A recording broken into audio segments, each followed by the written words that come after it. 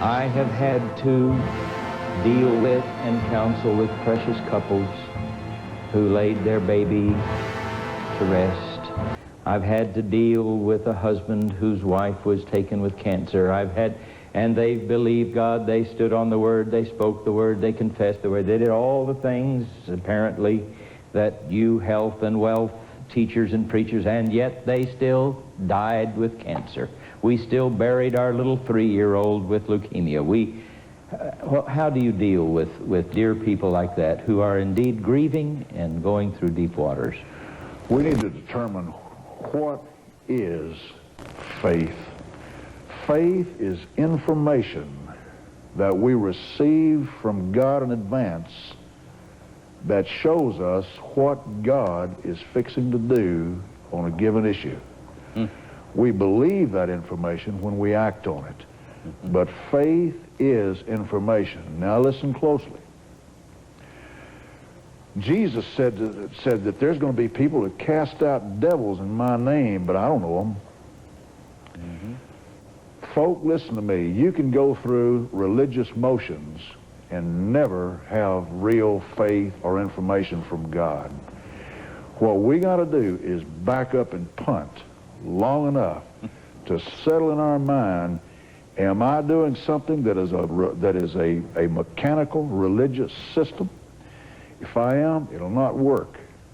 Or am I doing something that I've actually settled in my innermost being is information that I've received from God on what I'm supposed to do to head off this premature death and this financial disaster and this illness that's come my way? Have I actually accepted this stuff as real information from God, or is it not much more than doing this? If that's what it is, it won't work. But when that thing is truly settled in your mind, this is information from God. I have accepted it as information, therefore I'll act on it. That is a different ball game. Yes, sir. Yes, sir. I've done it both ways, Paul. Both ways. When I do it like that and back up and punt and get back with God and settle that thing, God, is this you?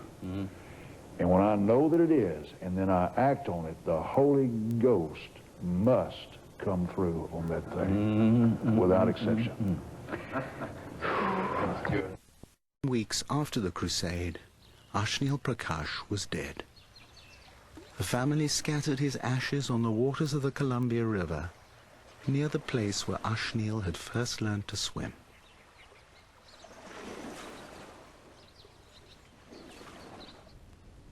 Being as parents, we miss him a lot. We loved him. He was our baby. We didn't believe when the doctor said that there's a regrowth of the tumor. We didn't believe him either. And he said that he's going to die, and we didn't believe him. We believed in the God, and we had faith that God's going to heal him. I just thought, God, what I was expecting, this didn't happen. And why you took my kid away from me? We were only very little family, 4 people in the house. And I loved Ashnil so much. After he died, I just couldn't take it. My very beloved kid has gone. Do you feel in any way that Benny Hinn has let you down? No. No. And you've never felt that God has let you down? Emotionally, I am down to the ground, but It's hard, but I just want to be with my faith that there is a God and I believe in it, and there is no other way. Can people tell me that there is no God and there is no faith, but I know there is a faith. Did you ever, in some of your worst moments, think that you must have done something wrong in the eyes of God to deserve this? yes, I always think that I may have sinned a lot during the earlier part of my life, and maybe due to that my son gets punished. I know there's a generational curse. Maybe it originated from me or from my parents, because that curse lasts for 3 or 4 generations. Who taught you that? I heard it from Pastor Benny.